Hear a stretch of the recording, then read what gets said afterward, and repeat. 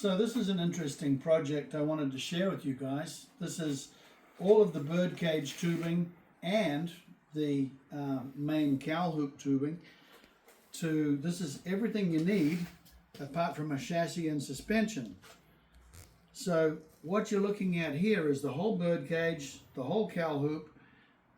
This guy's got a contemporary chassis and he's putting an aluminum body on it. The original cars have a 4-inch ladder frame and they have a 20-inch spacing, and you can see this is my fixture that I use for making things like the cowl hoop.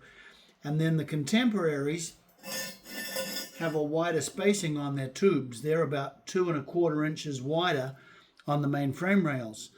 So I've taken my programs for parts like this, the outriggers that hold out the bodywork and things like that, and I've made them 1 1/8 inches shorter on the cutouts. So we've custom made the pieces like that and the pieces like this, which hold the bottom rocker tubes off the bodywork of the car, or the coachwork of the car. So let's start somewhere near the front of the car, and you can see this is an aluminum front clip of a car. We've got a hood here which I'll show you, and we've got a trunk over there.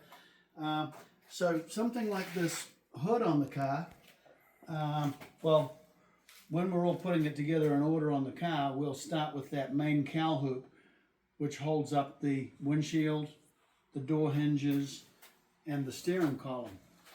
After that's in position in the car, then we'll start putting together all of the pieces of tube that will hold up all of the aluminum bodywork. So this is the front clip of the car. We take the 3/4 inch tube, we run that through the rolls, we match the radius of the hood opening to the radius on that tubing, and we have one tube for this side, one tube for that side. We have another tube that goes across the front, this one here, and so these pieces of tube will make up the opening, or the structure for all of the openings on the car. So we have this around the hood opening of the car, we have the same thing around the trunk opening on the car, and we keep putting together the birdcage tubing a piece at a time to match the bodywork, the coachwork that's been built for it. So just looking at all the tubing that we have here, after we've built something like a hood frame, for example, on the body opening of the car, and we've got this on the car ready to install, we can take the other pieces of things like the hood frame, and again, they're all made to fit the size and shape of the panels, and so these will get a couple of final tweaks in them. This part here will get cut off so that these all line up nicely with each other. They finish up with the seams about halfway back on these. So this aluminum framework for the hood, we've got a similar framework going on down here for the trunk.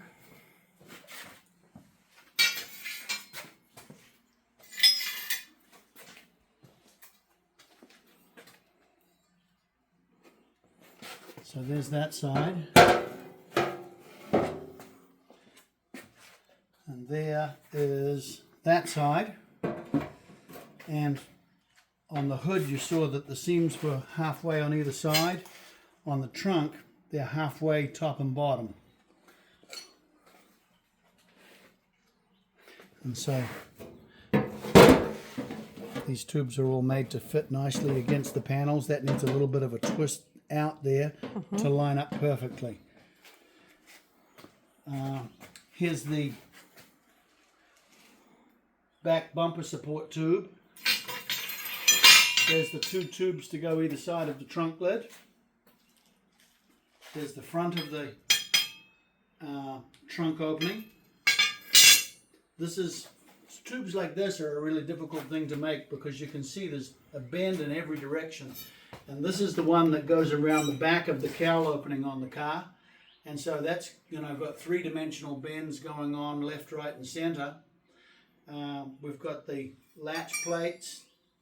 We've got the hinges all made up as a kit. The hinge attaching tabs. We've got the outriggers that hold the rocker tubes that run along underneath the doors on both sides. These are the tubes that have been rolled up and made ready to go for the rockers to wrap around them. There's a lot of work in these doors. If you do the door frames as an original car, they'll have a shorter latch box in it here for the aluminum cars.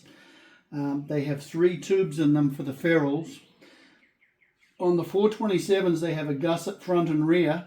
On a 289, they have a gusset front, rear, and in the middle. So these have been, custom made and fitted to each other. You can see there's a frame tube to go around the opening on the car, and then there's the whole frame of the door that fits inside that. Again, it's complete with all of the hinges and the parts and pieces to put them together and align them on the car. We've got the hinge brackets made and ready to attach to the cowl hoop, which will attach to these J plates on the hinges. So this is the whole car, minus the chassis and suspension that you're looking at here. Can't think of anything really more to say about that. You made all these parts on the plasma cutter or bent them to shape here in the shop? Yes. You're asking that question on video? Mm-hmm. Yeah. Yeah, so all of these tubes, and you can see there's a lot of different radii here. So you've got a very sharp radii done in the tube bender on things like this and things like that. And then you've got a very open radii on things like this, which are done on a different type of bending machine.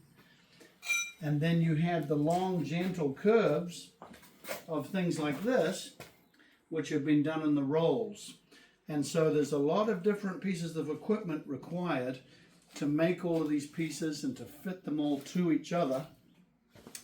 And then any of the plate pieces you see, the hinge tabs, the tube brackets, the bumper support gussets, all of the hardware for the doors.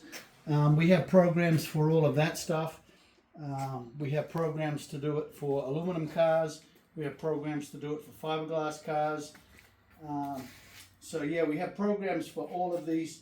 And like I said, the things like the programs for the outriggers, we were customizing the 4-inch cutout for the main tubes for the width of the contemporary frame rail, which is what this setup has been built for.